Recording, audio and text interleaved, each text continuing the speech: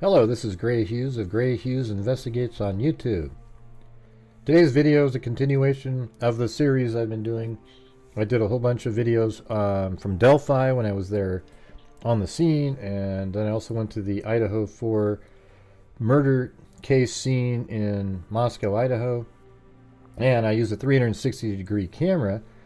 And if you watched yesterday's video, you have a really good sense of the crime scene area back behind 500 Queen Road and the Linda Lane camera area, and then also the walk behind 500 Queen Road, the closeness of all of the different elements. The 1122 King Road address where the homicides took place is so close and tight in with a whole bunch of other buildings very close to the roads and streets, and it's just really tight in there. And it also showed how hilly things are if you watch that video. So if you haven't seen that, I would actually watch that one first and then watch this one, because you'll have a much better perspective of what things look like in the daylight, and this is going to be at night. So, and what you're going to see on the video to start off with, currently right now in this shot you're looking at, my vehicle is right around in this area heading this direction, and it's going to go behind 500 Queen Road. And then it's going to be picked up. You'll see a surveillance camera pick up the vehicle as it comes around, and that's going to be the white Elantra that was part of the crime, Bryan Kohberger's white Elantra. Now, some people don't think that that's Bryan Kohberger's white Elantra. However, the suspect vehicle, the white Elantra, drove by the A&W right here, in this intersection. And you could see that it didn't have a front license plate. In Pennsylvania, you don't need front license plates, and that's where Bryan Kohberger is from. And Kohberger hadn't received his Washington plates yet. In fact, he didn't get them until after the murders, and I think that was intentional. He knew that that would be the perfect time right before he got his new plates. The camera picked him up here at, I believe it was 3:29 when he's coming into the area here. Now, if you take a look at this map here, Google Maps, you'll see that it takes 2 minutes to drive from here to right there. My vehicle right now in this video is right there. And then you'll see at 3:31 and 15 seconds, the vehicle being picked up on the Linda Lane camera, which is almost exactly how much time it would take to drive and pull into here and go back there. So the odds of there being a white Elantra there and a different white Elantra driving back through here is almost preposterous. I mean, like, the odds are 1 in a billion that there just happen to be two other white Elantras driving around at 3:30 in the morning. I mean, his vehicle, the white Elantra, was driving by right here at 3:29, and then the same suspect vehicle that they were watching drove by here at 3:31 and 15 seconds on the surveillance camera. So let's pick this up in the video here. We're down the street, just where I showed you. Let me show you again.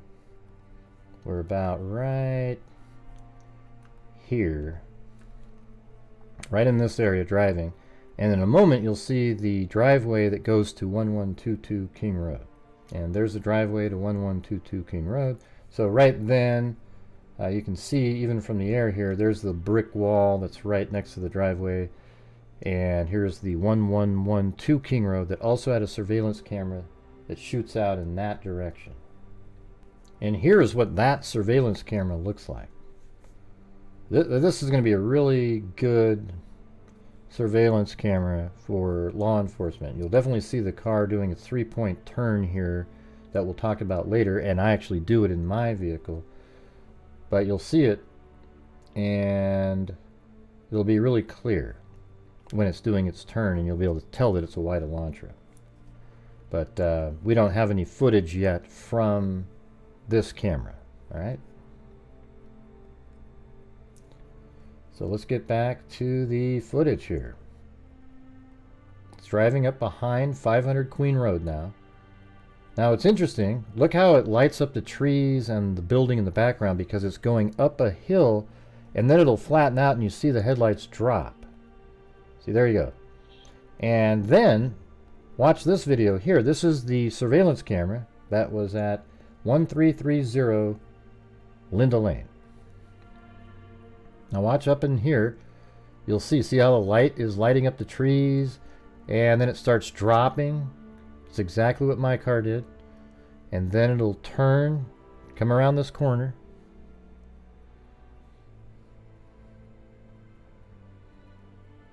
And if you watch the video from yesterday, you see me walking up this little corridor here that goes up behind. There goes the white Elantra.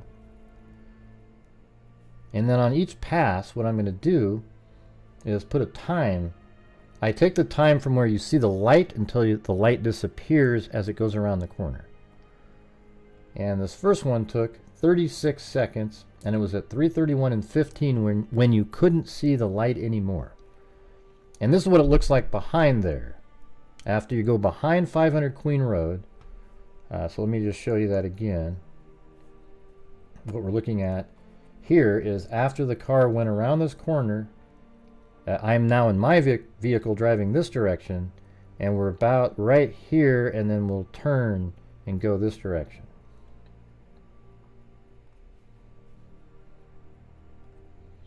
So that's that little parking spot behind the 1122 King Road address. And then look at this right here. I think he parked here on each one of his passes that he made, and maybe sat there for 3 minutes or so and waited and watched the building. He could see if the lights were on in Madison's room right up in this area. So that's actually the deck area there, and I think her bedroom window is right around in this area. But I was there during the summer, and there's no branches or no leaves on the trees at that time when the murders happened. So I was there during the summer, but keep in mind during the winter months there's no leaves on the trees. And here's pass number 2 coming up, and as you can see, you'll see the time up in the upper right again for pass number 2, but again it lights up the building, and the car waited probably where it was, and then I have a route that I believe it left the area, because on each route it left up on Willanta Drive. And there it goes again, finishing pass number 2. You can still see it, the lights of the vehicle lighting up the building there. And then as soon as it dips away, then I switch over, and now it's pass number 2 is completed. And that one took about 39 seconds, almost 40, but let's just say 39. So it's 3 seconds longer, and that was 3:39 and 32 seconds. And on each pass, after the vehicle came around back here, it drove out on Willanta Drive like this. I think on each pass he would then take a left here. You couldn't have taken a right because you're stuck. There's no way out. So he would have taken a left right here. And since he was, and this is a place you wouldn't turn either, you wouldn't have taken a right there because you're stuck here. There's no way out. So then he either took a left or a right. And I think he then took a left on Paradise Drive, because there's no stopping. You just come down here and take a left, go this direction, and then you follow it back out here, and then make your way back around again. That's what my opinion is. I actually have video of me doing that route, and I'm going to do another video where I put it all together into this into a video, and I might even just do it real time. So it might be a 30-something minute long video, and you'll definitely see all the different elements come together of the surveillance camera. People think, oh, it's absolutely unbelievable that somebody could have committed the murders in such a short amount of time. But I think it's 7 or 8 minutes that he was in that house, maybe 9, and that is an incredible amount of time. Just look at a clock for 9 minutes. Do something for 9 minutes. The crime could have easily been committed in 9 minutes, especially with people that are drunk and very tired, sleepy, maybe even asleep themselves. It could be done in 3 minutes, but people don't want to believe this kind of stuff. So they come up with, oh, there's no way. There had to have been somebody else. It's impossible. It must have been a different time, etc., etc., etc. But it's crystal clear when his wide launcher was there. And you'll see here in a moment, when it makes its final pass, it gets there at about 4:08. It's probably parked. And then you see the same wide launcher. We don't get to see it because it doesn't go back behind to the Linda Lane camera, but it's leaving at a high rate of speed at 4:20. So that's a total of 12 minutes. But the murders likely took place around 4:17. That's when you hear the dog barking, etc., etc., etc. So the murders happened prior to that. So it's more likely that the murders took place in about 8 or 9 minutes.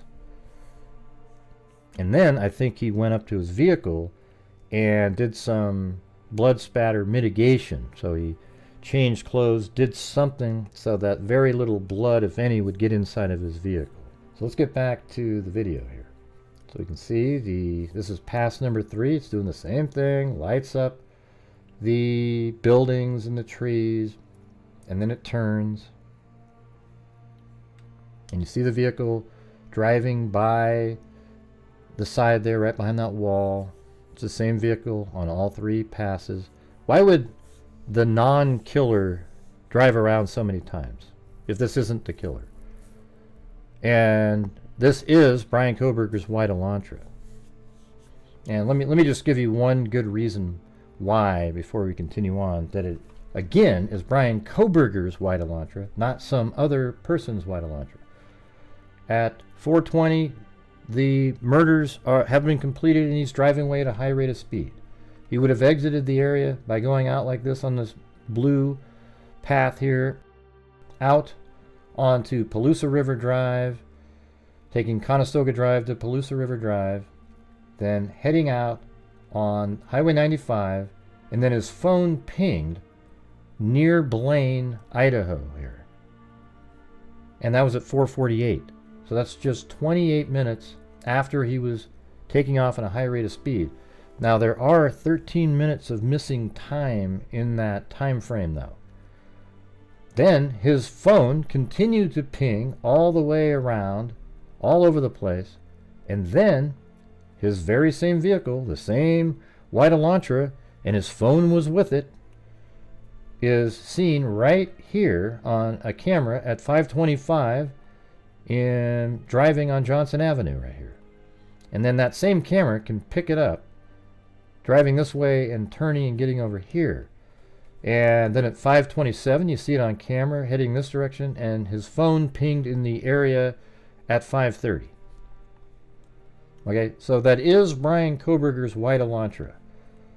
So if you don't think Bryan Kohberger committed the murder, then at the very least you must think he was a peeping Tom, because on Bryan Kohberger's 4th pass, he drives by at 4:08, but it isn't seen leaving until 4:20, exactly during the time of the murders.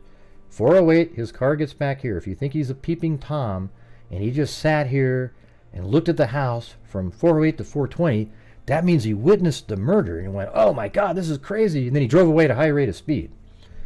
So he was just happened to be a peeping Tom, but there was some other murderer. Give me a break, people. All right, so anyways, let's get back to the video here. So this is gonna, we already did pass number 3. And that was 41 seconds. So it's slower, slower, slower, and slower. Now here's another attempted pass. I call it like an aborted pass because he pulls in and turns around. So look how he's driving, and he's going to turn around. Now I have a video of me doing exactly what he's doing there. Let me show you. We're back right here behind 500 Queen Road. Let me show you again on the map. So right now in that video, we're about right here, about to drive around like this. And you can see my headlights are hitting the building in front, but the main beam is not high. It's only high when you're going up the hill to enter behind 500 Queen Road. So in the surveillance footage, you can see Kohberger's white Elantra do another 3-point turn. He comes in here, and then backs up. And I was trying to imitate it, but I think I'm a little bit slower than he was. My car is probably a little bit bigger. And then it goes back out the same way he came. 500 Queen Road. Now, it heads in this direction. Law enforcement believes that he tried to turn around or park or do something. Now, I think that might be because the camera at 1112 King Road picked up audio or even, lights on the buildings in the background, and you could tell that it was trying to do something. Because right now I'm in that general area here. So I'm just sitting here for a moment, pretending like he's trying to park or turn around.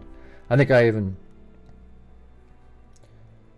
pull into this area right here, and just to kind of get the feel for it. But that's the house right there. That's the front door, and that's a security guard sitting in a vehicle right there. And he even comes to my car, and I just say, yeah, I'm just here taking video. And he said, yeah, that's fine, you just can't go into the property.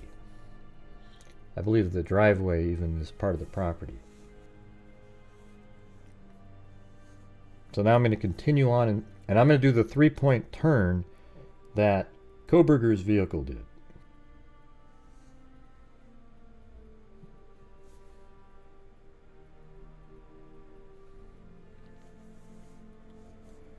Okay, and right now we are here, and I'm going to turn to the right. Sorry again for all the smudges on the windshield of my car. Didn't really have time to do anything to clean it or anything. I got there kind of late at night and then drove right over there. And here's the 3-point turn. And then turns. Now 1122 King Road, which is right there, would have filmed that exact maneuver. And again, let's take a look at this shot right there. So I just turned, backed it like this, went this way, and then went like this. This camera would have picked that up absolutely perfectly. And now I'm going back up and around.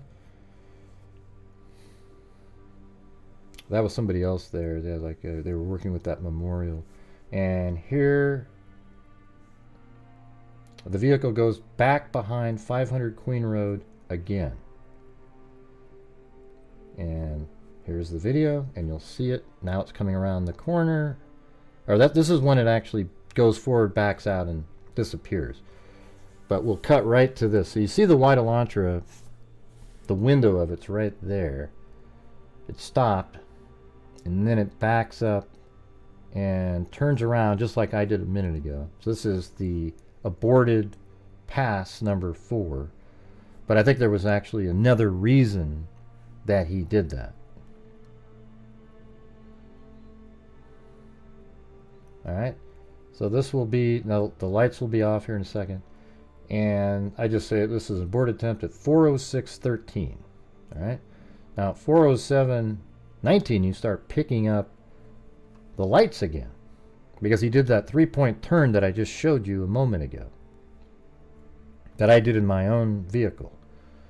And then here it comes around, and it's going much, much faster this time. After leaving, drove by and it looked and seemed like he was monitoring. What I think he was probably doing here, let's get the time. So look at the difference there, everybody. 36, 39, 41. He was trying to kill time on the first trips around because the lights were still on. So he would just make the loop around. The lights are still on. Pass number 4, I think that's when he knew that this was go time for him. So look at that, 27 seconds. He was just absolutely hauling around, just hauling ass around that corner. All right, and let's take a look at, so from above here, at the 4:06 when he did the aborted attempt, I think he was coming back here to check on the status of what Xana was doing. Was she back in her room? Because there was that DoorDash delivery. I think he was aware of the delivery. At 3:57 he was there.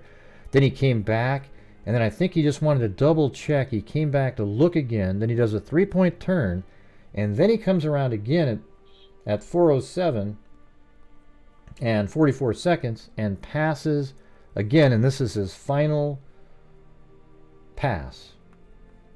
At 4:07 and 44 seconds, he drives around. And then he parks his car here, likely right around 4:08. And then perhaps he did some blood spatter mitigation, meaning he put something else on to go into the house. So let's just say he got into the house at 4:09. He's in the house at 4:09. 4:17 we hear a dog barking. Then he drives away at 4:20. And this diagram right here, this red outline, that's showing the only place that car could have been for 12 minutes is inside of that. From 4:08 to 4:20, that white Elantra could have only been in here because then it's seen speeding away at a high rate of speed. So when you take a look at this, it's interesting that he went quicker. So I think once he saw it was go time, he went right around that corner, parked, quickly changed, did whatever he was going to do. And if he didn't change, he went right into the house. He was probably in the house by 4:08 and 30 seconds and likely leaving at 4:17 or 18, and then changed clothes, got into his vehicle, and drove away at a high rate of speed. And his phone pings just 28 minutes later, south of Moscow, near Blaine. And then it keeps pinging. His own phone keeps pinging all the way around. And then you see his vehicle entering the area over here, which is absolutely consistent with driving around like this. It comes in and his phone pings at 5:30 in Moscow, Idaho. All right, so I hope watching this made it really clear that this video evidence right here, this surveillance footage that we're looking at right now on the screen, is incredibly important. And I apologize for my logo being over it, but you can still read it. 3:39 and I think 32 seconds. So let me read those for you. Pass number 1 is 36 seconds at 3:31 and 15 seconds. Pass number 2 is 39 seconds and 0.22, almost 40 seconds. And that's at 3:39 and 32 seconds. Pass number 3 is 41 seconds at 3:57. Now likely on that pass, it's very possible that he saw the DoorDash delivery driver. And then pass number 4 at 4:06, he kind of aborts the pass. He turns around and goes back out, performs the 3-point turn, and then he drives by again. I think he was looking and wanted to double check something. And then he drove around once the coast was clear. Xana's lights were probably still on. It's hard to know, but they were probably still on. But he knew that Kaylee and Madison's lights were off, so he was willing to take that chance. And then at this time, he parked his car at 4:08, got in the house likely by 4:09. Then he bolts upstairs and kills Madison Mogen, Kaylee Goncalves, Xana Kernodle, and Ethan Chapin. So let me know in the comments what you think was going on these different loops. I really think that he was just kind of killing time on the first 3 loops, monitoring, the lights are on, the lights are on. You remember Dylan Mortensen said everybody was in bed by 4 o'clock. So if you look at the 3:57, on that loop, he probably noticed that the lights were off. Right around that time, the lights were off, and then he was just going to drive away to give him a little time to maybe fall asleep. He gets back at 4:06, but he likely even saw the DoorDash driver on that 3:57 trip, or maybe he didn't see the DoorDash driver, and when he was returning at 4:06 is when he is seen on camera turning around. Maybe on that aborted pass, he saw the lights were on in Xana's room, and he was like, whoa, and the lights weren't on prior. Perhaps they were kind of sleeping in a dark room, and then ordered the DoorDash, and then the lights were on. So he looked at that, wanted to double check it, didn't see any motion or people moving around, so then he drove back around behind 500 Queen Road again, and then he finally parked his car and entered the house. So I'm going to do another video in the future that's going to sort of be a video representation of the entire, I would say I'm going to go from 3:30 until 4:20. So it might be a 50-minute video, and you'll get the full feeling of how much time things would take and all the different possibilities. As I said a minute ago, please hit that like button and leave a comment. Also, when I put out videos, I use factual information and the information from proven sources, like this surveillance camera is real. I don't put out sensationalistic information because I think it's very unethical. When you put out false information and try to sell stories to people, and those people start spreading those stories, for a lack of a better phrase, it just isn't right. True crime isn't a joke, everybody. It's not something to play games with and pretend that there's ghosts and goblins and different names and come up with all these crazy theories just for the sake of getting views on a video. This is real information that I'm showing you right here. So thank you very much for watching. I appreciate you taking the time. Hit that like button on the way out the door and subscribe. And, as I always say, everybody, until next time, be safe out there.